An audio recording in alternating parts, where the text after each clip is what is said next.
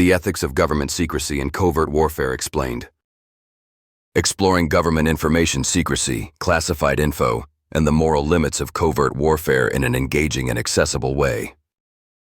Government secrecy and the moral limits of covert warfare. You ever wonder why governments keep so many secrets? I mean, it's not like spies and secret ops are just the stuff of TV shows. This stuff actually happens behind the scenes all the time. But here's where it gets tricky. When does protecting national security turn into crossing a moral line? That blurry boundary between what's necessary and what's shady is exactly where government confidentiality and covert warfare collide. First off, let's talk about government classified information. Governments label certain pieces of info as classified not just to be mysterious, but to protect lives, strategies, and sometimes entire nations. But this secrecy also brings huge government transparency issues. When citizens don't know what their government is doing, especially in warfare, it shakes trust to the core. We ask, are we really being protected, or are we being kept in the dark for reasons less noble? Covert warfare is a prime example. These are secret operations, underground tactics meant to stay hidden from the public eye, and often from other governments. They can range from cyber attacks and political sabotage to more direct actions like covert drone strikes. Why secret? Because releasing those details could compromise missions or escalate conflicts that we'd rather avoid openly discussing. But here's the rub. With government information secrecy comes a difficult moral question. How much secrecy is too much?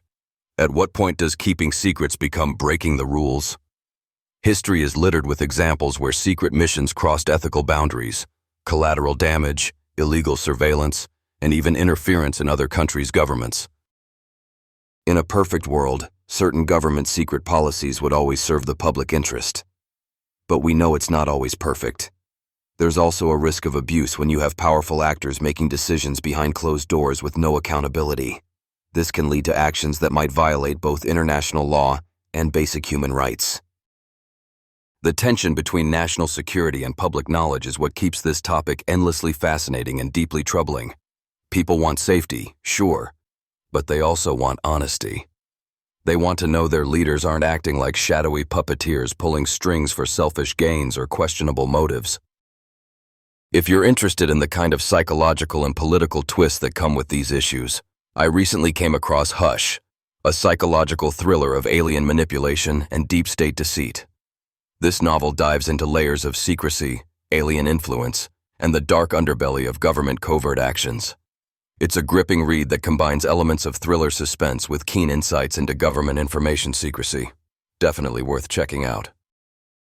And for anyone curious, you can buy now an ebook, print, or audio to enjoy the story your way.